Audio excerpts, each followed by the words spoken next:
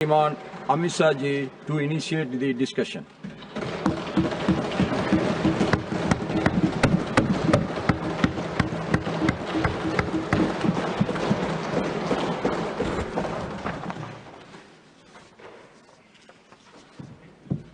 सभापति महोदय,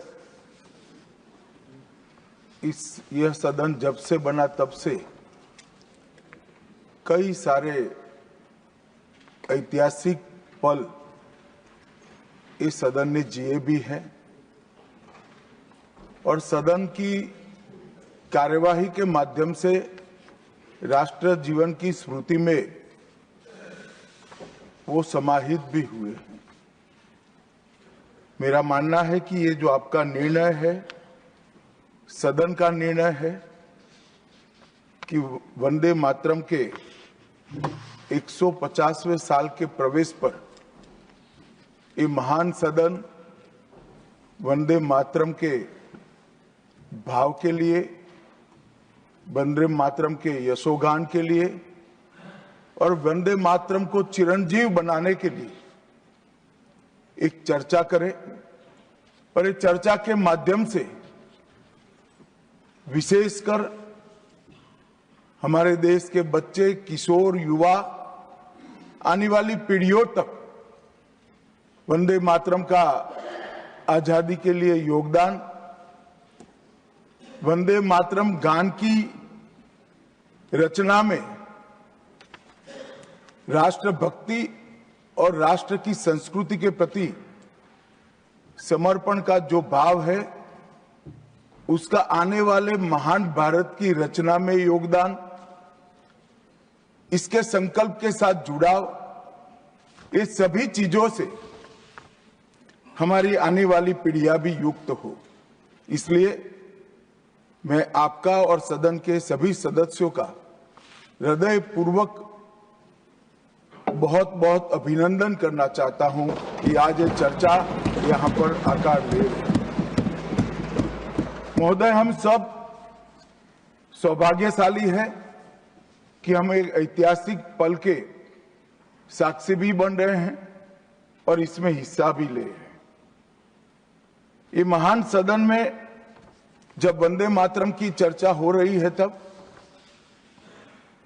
कल कुछ सदन सदस्यों ने लोकसभा में प्रश्न उठाया था कि आज वंदे मातरम की चर्चा, वंदे मातरम पर चर्चा की जरूरत क्या है। महोदय, वंदे मातरम पर चर्चा की जरूरत, वंदे मातरम के प्रति समर्पण की जरूरत वंदे मातरम बना तब भी थी, आजादी के आंदोलन के वक्त भी थी, आज भी है और जब 2047 में महान भारत की रचना होगी तब भी रहे, क्योंकि अमर कृति मां भारती के प्रति, भारत माता के प्रति समर्पण, भक्ति और कर्तव्य के भाव जागृत करने वाली कृति है। इसलिए जिनको आज वंदे मातरम की चर्चा क्यों हो रही है वो समझ में नहीं आ रहा है। मुझे लगता है कि उन्होंने नए सिरे से अपनी समझ पर ही सोचने की जरूरत है। कुछ लोगों को इसमें दिखता है कि बंगाल में चुनाव आने वाला है, इसलिए वंदे मातरम की चर्चा हो रही है। वो वंदे मातरम के महिमा मंडन को बंगाल के चुनाव के साथ जोड़कर कम करना चाहते हैं।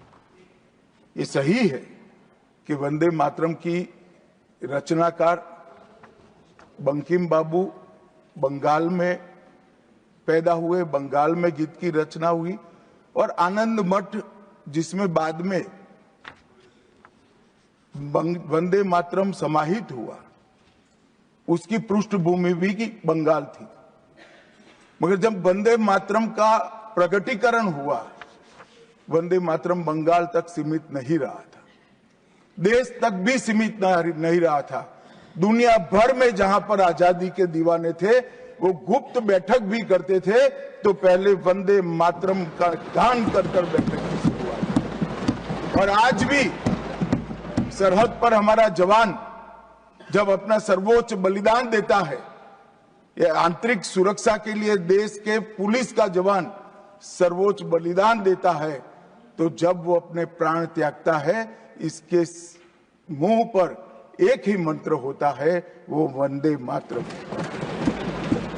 मान्यवर, ये वंदे मातरम का गान, वंदे मातरम का गीत, ये भारत माता को गुलामी की जंजीरों से मुक्त करने का नारा बना था, आजादी के उद्घोष का नारा बन चुका था, आजादी के संग्राम का एक बहुत बड़ा प्रेरणा स्रोत बना था, और शहीदों को अंतिम बलिदान, सर्वोच्च बलिदान देते वक्त अगले जन्म में भी भारत में ही जन्म लेकर फिर से मां भारती के लिए बलिदान करने की प्रेरणा वंदे मातरम से मिली। और ये चिर पुरातन राष्ट्र को अनेक सदियों तक अपनी संस्कृति के रास्ते पर आगे बढ़ाने की प्रेरणा भी कई सारे मनुष्यों को इस वंदे मातरम से मिली। वंदे मातरम की दोनों सदनों में इस चर्चा से, वंदे मातरम के महिमा मंडन से, वंदे मातरम के गौरव गान से हमारे बच्चे, किशोर, युवा और आने वाली कई पीढ़ियां वंदे मातरम के महत्व को भी समझेगी और उसको राष्ट्र के पुनर्निर्माण का एक प्रकार से आधार भी बनाएगी। मान्यवर, बंकिम चंद्र चट्टोपाध्याय जी ने 7 नवंबर 1875 को वंदे मातरम की रचना उनकी सार्वजनिक हुई। यह दिन कार्तिक शुक्ल नवमी का था। अक्षय नवमी या जगदात्री पूजा के रूप में यह दिन मनाया जाता है। और जब रचना की, तब शुरू में कुछ लोगों को लगा कि एक उत्कृष्ट साहित्यिक कृति है, परंतु देखते देखते देखते वंदे मातरम का एक गीत देशभक्ति, त्याग और राष्ट्रीय चेतना का प्रतीक बन गया, जिसने हमारे आजादी के आंदोलन का रास्ता प्रशस्त किया। और कब वंदे मातरम की रचना हुई? वंदे मातरम की रचना की पृष्ठभूमि हम सब ने जरूर याद करनी चाहिए। उसकी पृष्ठभूमि में सदियों तक इस्लामिक आक्रमण को झेलकर इस देश की संस्कृति और इस देश का इतिहास झंझोड़ने का काम, शीर्ण वीर्ण करने का काम हुआ था। उसके बाद अंग्रेजों ने अपने शासन के काल में, भारत के गुलामी के काल में एक नई सभ्यता, एक नई संस्कृति हमें थोपने का प्रयास किया था। और उस वक्त ये वंदे मातरम का रचना बंकिम बाबू ने की, और वो रचना के अंदर बहुत बारीकी से जो हमारी मूल सभ्यता थी, हमारा सांस्कृतिक राष्ट्रवाद था, देश को माता के रूप में कल्पना कर कर, देश की माता के रूप में जो कल्पना की, इसकी आराधना करने की हमारी परंपरा थी, उसको उन्होंने पुनः प्रस्तापित किया था। और इसीलिए ये गीत देखते देखते, कोई प्रचार के बगैर, उस वक्त ना सोशल मीडिया था, ना प्रचार के कोई साधन थे, उल्टा जो सरकार थी वो तो उसको रोकना चाहती थी, प्रतिबंध लगाती थी। वंदे मातरम बोलने वालों पर कोड़े बरसाए जाते थे, जेल में डाल दिए जाते थे। फिर भी वो सारे प्रतिबंधों को पार कर कर हर एक व्यक्ति के मन को भी छुआ, आत्मा को भी छुआ, और अनेक प्रताड़नाएं झेलते हुए भी वंदे मातरम कश्मीर से कन्याकुमारी तक फैल गया। मान्यवर, ये एक प्रकार से भारत के संस्कृति के प्रति श्रद्धा रखने वाले सभी लोगों को पुनः जागरण का मंत्र बन गया। गुलामी के कालखंड में कई मंदिर, विश्वविद्यालय, कला केंद्र, हमारी कृषि व्यवस्था है, हमारी शिक्षा व्यवस्था, कई सारी लाइब्रेरी अस्त व्यस्त हो गई, तोड़ दी गई, शीर्ण वीर्ण कर दी गई। मगर हमारी संस्कृति उसके भाव को हमारे जनमानस से कोई नहीं मिला, मगर एक जरूरत थी वो भाव को जागरूक करने की और वो भाव को पुनः संगठित करने की। उसी वक्त बंकिम बाबू ने वंदे मातरम की रचना की और देखते देखते वंदे मातरम का नारा अक्रॉस द कंट्री पूरे देश में ट्रैवल कर गया मान्यवर, और अंडमान निकोबार की जेलों तक पहुंच गया। उसको ना अंग्रेज रोक सके, ना अंग्रेजों की सभ्यता को स्वीकारने वाले लोग रोक सके। मान्यवर, वंदे मातरम ने एक ऐसे राष्ट्र को जागरूक किया जो अपनी दिव्य शक्ति को भुला चुका था।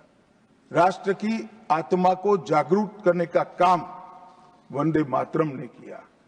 यह इसीलिए महर्षि अरविंद ने कहा, वंदे मातरम भारत के पुनर्जन्म का मंत्र है। श्री अरविंद का ये वाक्य, इसका गर्भित अर्थ वो वंदे मातरम की महत्ता को बताता है।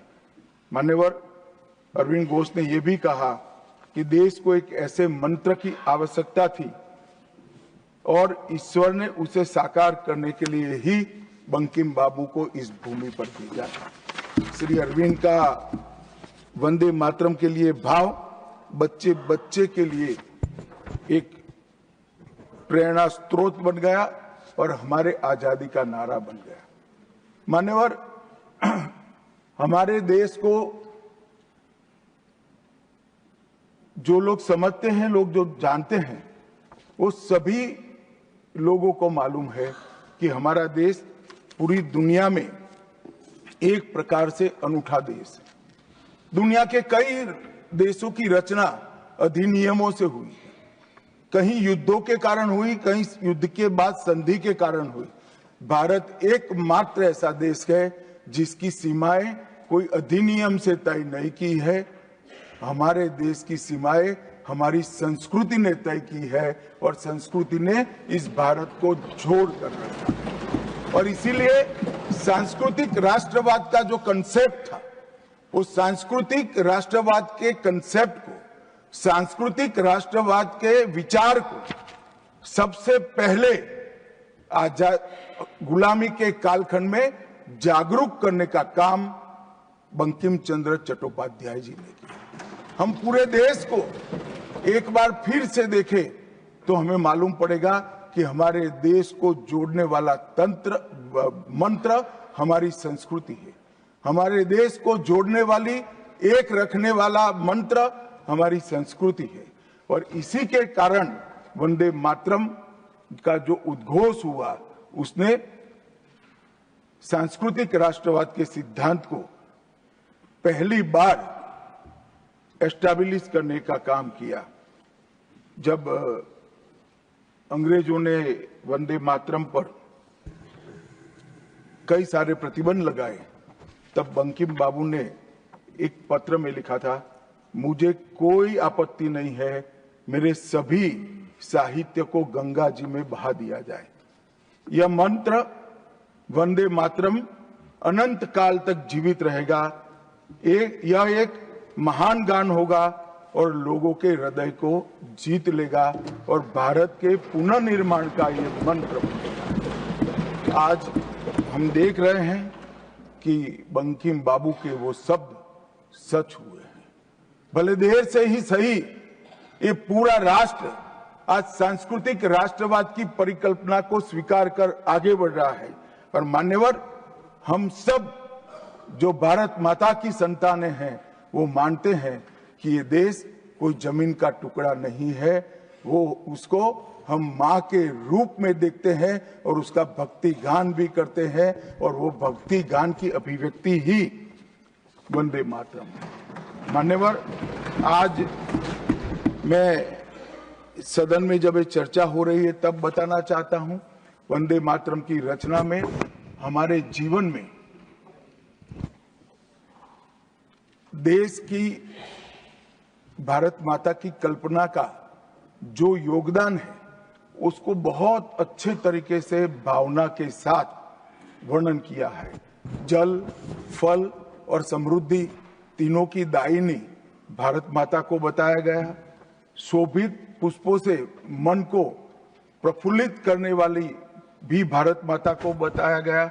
सरस्वती, लक्ष्मी, दुर्गा, ये तीनों का जो स्वरूप है वो भारत माता है।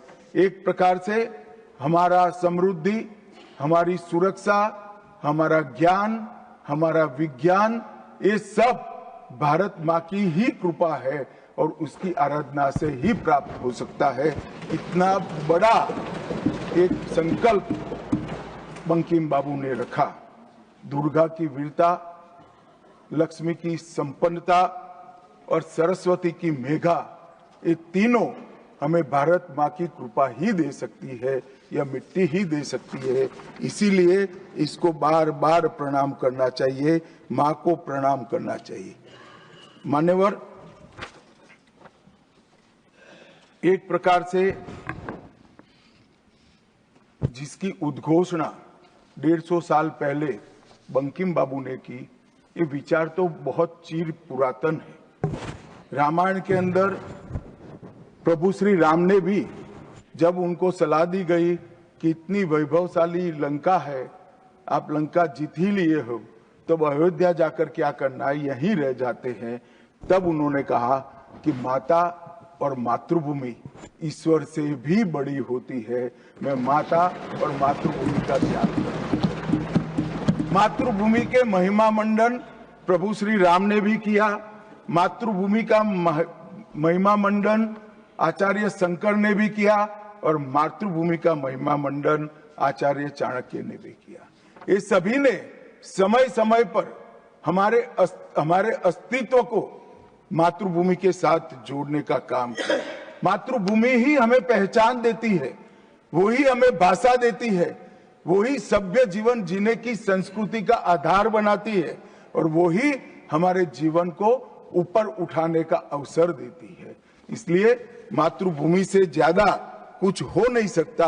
ये भाव जो चिर पुरातन भाव था, उसको बंकिम बाबू ने पुनर्जीवित किया और वो घनघोर रात्रि जैसे गुलामी के कालखंड के अंदर जैसे एक बिजली प्रकाश फैला देती है, उसी प्रकार से वंदे मातरम के गान ने घनघोर अंधेरे के अंदर, जन जन के अंदर गुलामी की मानसिकता छोड़कर आजादी की प्राप्ति, स्वराज की प्राप्ति का एक जोश जगाने का काम किया।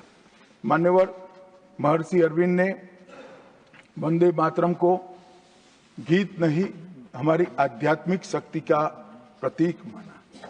उन्होंने बहुत सुंदर तरीके से वर्णन किया है कि स्थूल, सूक्ष्म और कारण तीनों प्रकार से वंदे मातरम भारत की शक्ति को जगाता है। स्थूल शरीर, वंदे मातरम का उच्चारण हमारी शरीर में शक्ति और उत्साह भरता है। राष्ट्रभक्ति की क्रिया प्रक्रिया शक्ति को जगाती है। सूक्ष्म शरीर हमारे भावनाएं, हमारे विचारों को वो शुद्ध करता है और हमारी चेतना को वो जागरूक करता है। और कारण आध्यात्मिक शरीर में भी उन्होंने कहा कि बंकिम बाबू एक ऋषि चेतना से प्राप्त मेघा से ही वंदे मातरम की रचना की है। और बहुत अच्छे तरीके से उन्होंने कहा, ये गीत केवल देशभक्ति की, देश प्रेम की अभिव्यक्ति नहीं है, बल्कि भारत माता की दिव्य शक्ति का आह्वान है। भारत की मूल चेतना, सनातन शक्ति, उसको पुनर्जीवित करने का ये वंदे मातरम मंत्र है। और इसीलिए आजादी के वक्त सभी हमारे नेताओं ने वंदे मातरम को आजादी के आंदोलन का आधार बनाने का काम किया। कई सारे हमारे आजादी के संग्राम के सेनानी जिनको अंग्रेजों ने फांसी पर चढ़ाया, इस सब में एक चीज सामान्य निकल कर आती है, तो फांसी के तख्ते पर चढ़ते चढ़ते जो शहीद अंतिम शब्द बोले वो सभी के मुंह से वंदे मातरम ही निकला। स्वदेशी का आह्वान करना हो, विदेशी माल का बहिष्कार करना हो, राष्ट्रीय शिक्षा का आह्वान जगाना हो, हर वक्त राष्ट्रभक्ति जगाते वक्त वंदे मातरम का उद्घोष इस देश ने सुना भी, इस देश ने महसूस भी किया। पंजाब के गदर आंदोलन में वंदे मातरम के शीर्षक से कई पर्चे बांटे गए। महाराष्ट्र में वंदे मातरम के विशेष अंक गणपति और शिवाजी के उत्सव में बांटे जाते थे। तमिलनाडु में सुब्रह्मण्यम भारती जी ने तमिल अनुवाद कर हिंद महासागर को भी क्रांति की चेतना से आंदोलित कर दिया था। मान्यवर, 1907 में कलकत्ता में वंदे मातरम नाम का एक अंग्रेजी अखबार शुरू हुआ, जिसके संपादक महर्षि अरविंद थे। ब्रिटिश सरकार ने उसको सबसे खतरनाक राष्ट्रवादी पत्र माना। वो राष्ट्रवादी भी कहते थे और खतरनाक भी कहते थे, और श्री अरविंद पर राजद्रोह का मुकदमा भी चला और उनको सजा भी गई। अंततोगत्वा उसको प्रतिबंधित कर दिया। मान्यवर, कांग्रेस के अधिवेशनों ने भी वंदे मातरम के महिमा मंडन को, वंदे मातरम के गान को गाया। 1896 में गुरुवर टैगोर ने कांग्रेस अधिवेशन में इसको पहली बार सार्वजनिक रूप से गाया। 1905 में कांग्रेस के वाराणसी अधिवेशन में महान कवियत्री गायिका सरला देवी चौधरानी ने पूर्ण वंदे मातरम का गायन किया।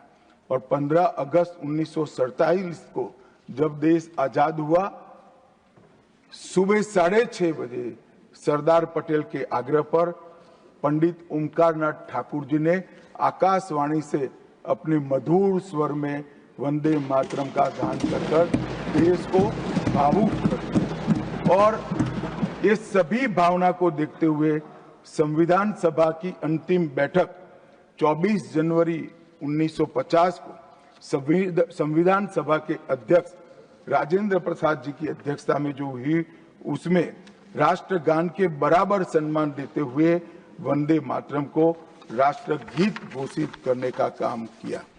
मान्यवर, मैं कल देख रहा था कांग्रेस के कई सदस्य आज वंदे मातरम की चर्चा क्यों जरूरी है और इसको एक राजनीतिक हथकंडा या तो मुद्दों पर से ध्यान भटकाने का एक हथियार मानते थे। मान्यवर, मुद्दों पर चर्चा करने से कोई नहीं डरता है। संसद का बहिष्कार हम नहीं करते हैं। संसद का बहिष्कार अगर करना है, संसद का बहिष्कार न करे, संसद चलने दे, तो सब मुद्दों पर चर्चा होगी। हमें कुछ डरने जैसा नहीं है, छिपाने जैसा नहीं है। कोई भी मुद्दा हो, हम चर्चा करने के लिए तैयार है। परंतु वंदे मातरम के गान की चर्चा को, वंदे मातरम के गान पर की चर्चा को टालने की ये मानसिकता ये नई नहीं। मान्यवर, ये तो वंदे मातरम का 150वां साल है। हर महान रचना का, हर महान घटना का महत्वपूर्ण साल कई मायनों में हमारे देश में मनाता जाता है। तो ये तो 150वां साल है। अब हम थोड़ा पीछे मुड़कर देखते हैं। मान्यवर, जब वंदे मातरम के 50 साल हुए तब क्या हुआ? वंदे मातरम के 50 साल हुए, देश आजाद नहीं हुआ था। और वंदे मातरम की स्वर्ण जयंती हुई 1937 में। तब जवाहरलाल नेहरू जी ने वंदे मातरम के 2 टुकड़े कर उसको 2 अंतरों तक सीमित करने का काम किया। कांग्रेस पार्टी की 50वें साल में जो एक प्रकार से वंदे मातरम का महिमा मंडन करने की पद्धति थी,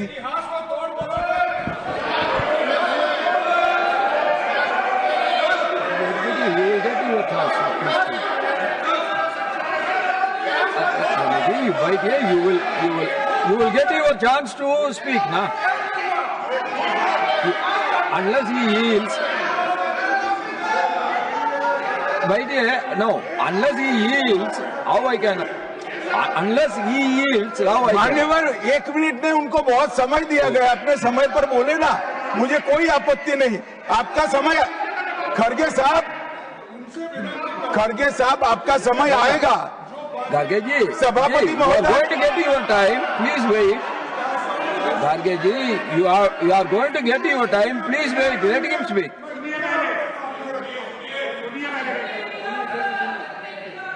मान्यवर 50वें पड़ाव पर वंदे मातरम को सीमित कर दिया गया। वहीं से तुष्टीकरण की शुरुआत हुई और वो तुष्टीकरण जाकर देश के विभाजन में मान्यवर मेरे जैसे कई लोगों का मानना है कांग्रेस पार्टी को पसंद आए ना आए, अगर वंदे मातरम के तुष्टीकरण की नीति के तहत 2 टुकड़े न करते तो देश का बंटवारा नहीं होता और देश पूरा होता। मान्यवर 50 साल के बाद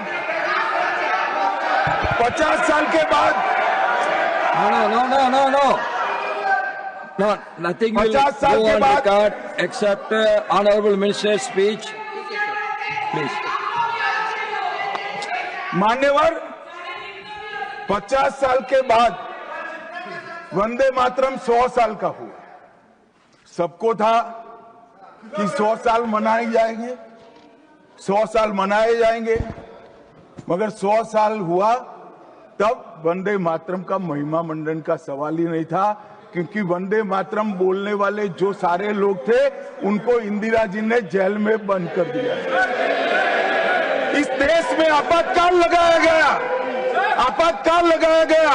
विपक्ष के लाखों लोगों को, लाखों समाज सेवियों को, स्वयंसेवी संगठन के लोगों को जेल में भर दिया गया। कोई कारण के बगैर अखबारों पर ताले लगा दिए गए। यहां तक कि आकाशवाणी में उस वक्त एक ही माध्यम था, आकाशवाणी में किशोर कुमार की आवाज ही नहीं आती थी, ड्यूएट गाने भी लता जी की आवाज में ही आते थे। मान्यवर पूरे देश को जब वंदे मातरम 100 साल का हुआ, पूरे देश को बंदी बनाकर रख दिया। और कल 150वां साल है। 150वें साल में लोकसभा में चर्चा हुई। साहब ये कांग्रेस पार्टी की स्थिति देखिए, जिस कांग्रेस पार्टी के अधिवेशनों की शुरुआत गुरुवर टागोर जैसे लोग वंदे मातरम गाकर कराते थे। वंदे मातरम कांग्रेस पार्टी के आजादी के आंदोलन का एक मंत्र बना था। वो वंदे मातरम के महिमा मंडन करने के लिए जब लोकसभा में चर्चा हुई, गांधी परिवार के दोनों सदस्य नदारद थे, दो में से एक भी। वंदे मातरम का विरोध आज भी जवाहरलाल नेहरू से लेकर आज के कांग्रेस के नेतृत्व तक कांग्रेस के खून के अंदर बसा। मान्यवर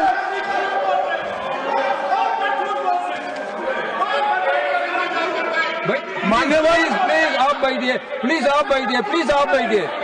मान्यवर मैं तथ्यों के आधार पर कहता हूं, कांग्रेस पार्टी की एक नेत्री ने कांग्रेस बैठ जाओ रामदास।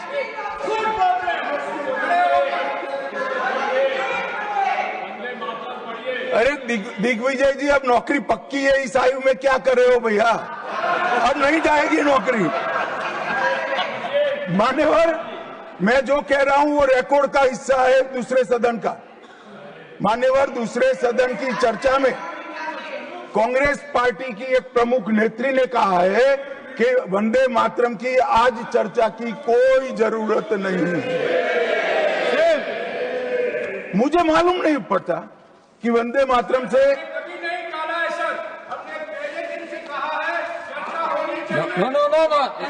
नेत्री क्या कहा? जयराम रमेश जी प्लीज बैठिए, प्लीज आप बैठिए जी।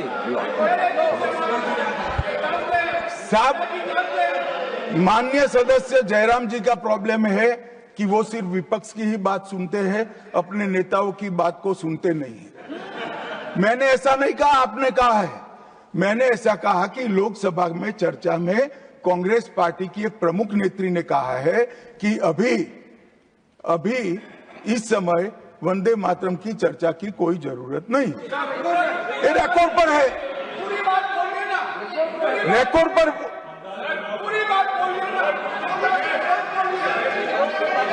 मान्यवर आप बैठिए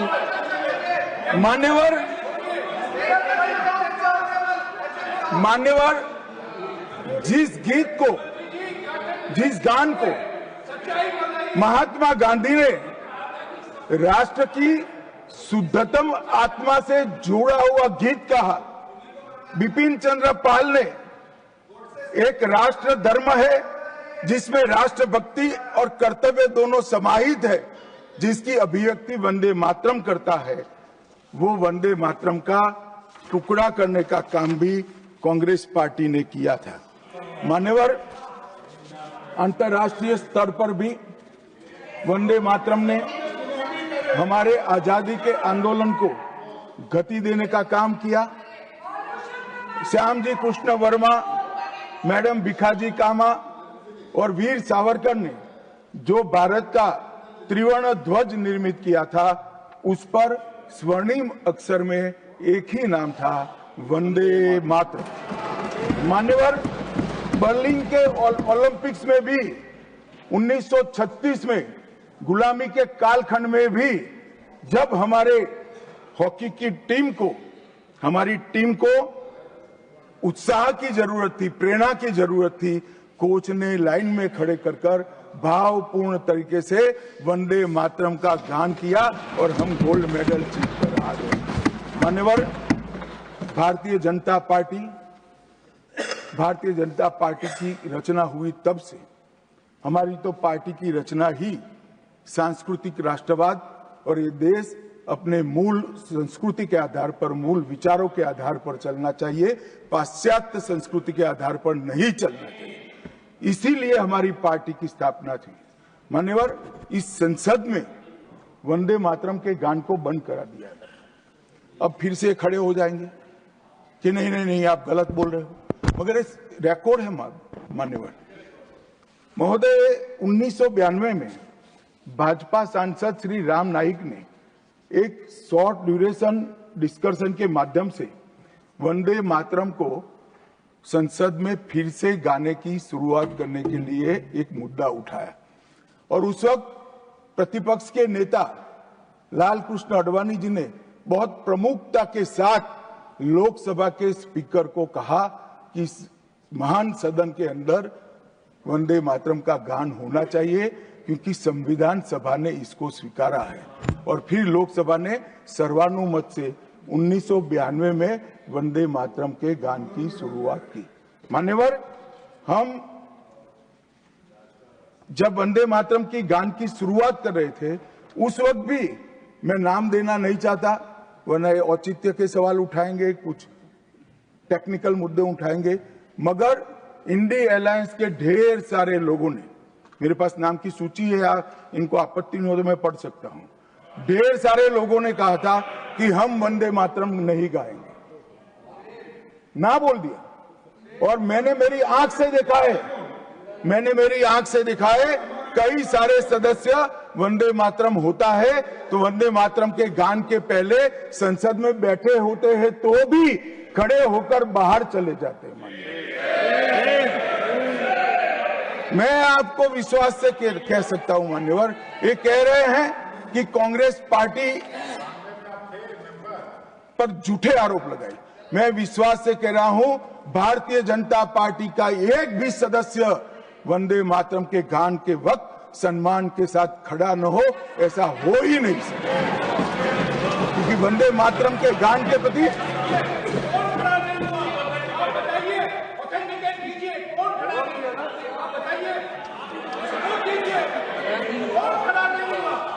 आप बैठिए, आप बोथ बैठिए प्लीज, आप बोथ बैठिए प्लीज, बैठिए please. You will get your chance to speak. You can say your opinion when the turn comes to you.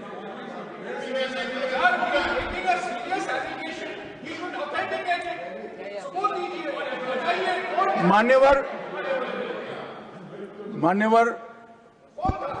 अरे सुनो तो, बोल क्या करते हो भैया, मुझे सुनो तो। मान्यवर, सम्मानीय सदस्य जी ने कहा है कि कौन कौन कांग्रेस पार्टी के लोगों ने वंदे मातरम नहीं गाने के लिए स्टेटमेंट दिया है, और संसद के वक्त बाहर चले गए हैं, मैं इसकी सूची आज शाम होने के पहले सदन के पटल पर रख दूंगा। मेरा विनंती है कि वो कांग्रेस सदस्यों के नाम इस चर्चा का हिस्सा करने के लिए आप आदेश करिएगा। इस सदन की चर्चा के रिकॉर्ड पर रहना चाहिए कि कांग्रेस पार्टी के सदस्य वंदे मातरम का विरोध करते हैं। इस देश की जनता इनको जाननी चाहिए। माननीय, मैं दे देता हूं, दिग्विजय सिंह पढ़ लीजिएगा।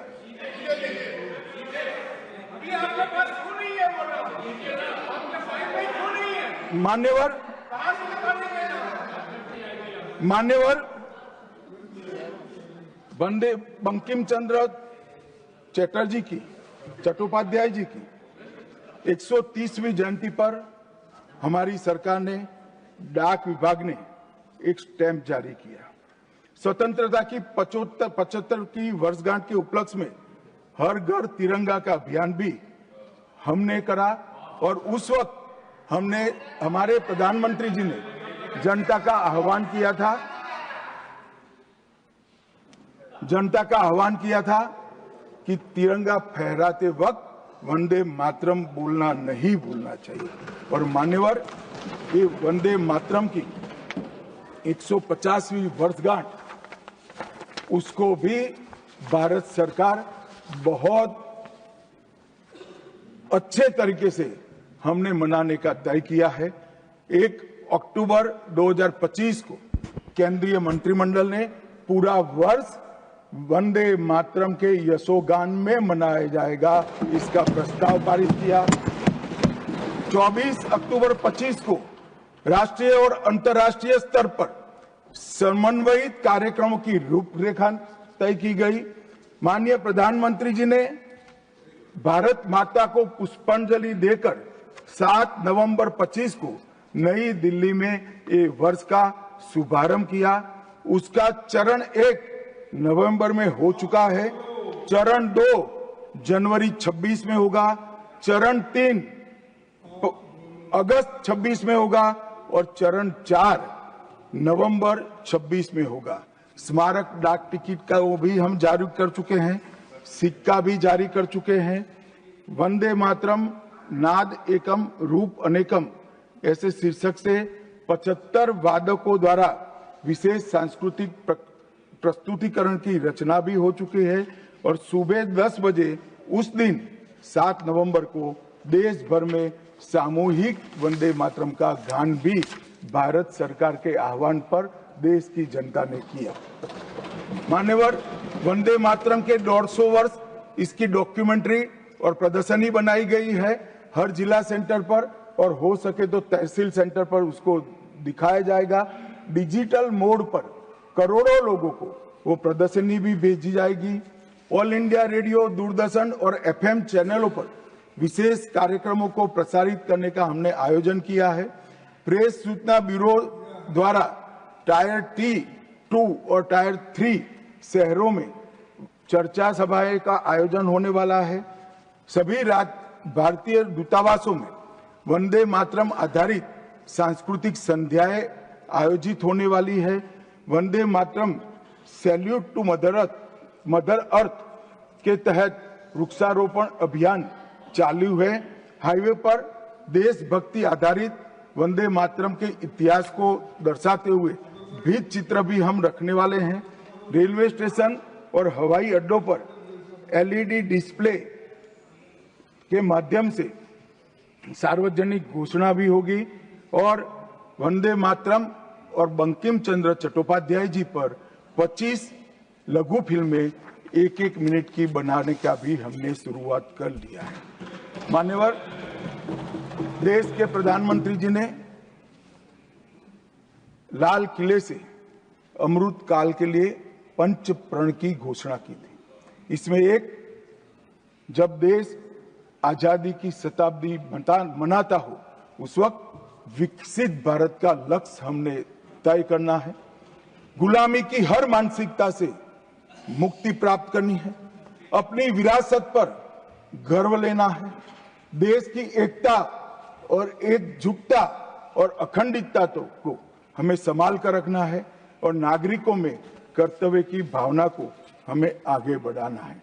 मान्यवर, जब देश के आजादी के 75 साल हुए, कोरोना काल होने के बावजूद 2 साल तक पूरे देश के हर गांव-गांव में आजादी के अमृत महोत्सव को मनाया गया। अमृत महोत्सव के माध्यम से इस देश की युवा पीढ़ी को हमारी 1857 से 1947 तक की पूरी आजादी के संघर्ष को हमारे युवाओं को परिचित कराया गया। कई नामी, कई अनामी, जिनके नाम भी इतिहास में दर्ज नहीं हुए, ऐसे स्वतंत्रता संग्राम के नायकों को ढूंढकर उनके स्मारक बनाए गए। देश भर में कई कार्यक्रम हुए और देशभक्ति का एक नया ज्वार खड़ा करने का प्रयास आजादी के बाद पहली बार 75 साल जब मनाए गए तब हुआ। और वहां से अटके नहीं, माननीय प्रधानमंत्री जी ने अमृत काल का विचार रखा। आजाद हुए तब से 75 साल जितनी भी सरकारें आई, अच्छा काम किया, सबने देश को बहुत आगे बढ़ाया है। हमने हमारे लोकतंत्र को पाताल से भी गहरा पहुंचाया है। हमारे लोकतंत्र की जड़ें आज मजबूत हो चुकी है मान्यवर।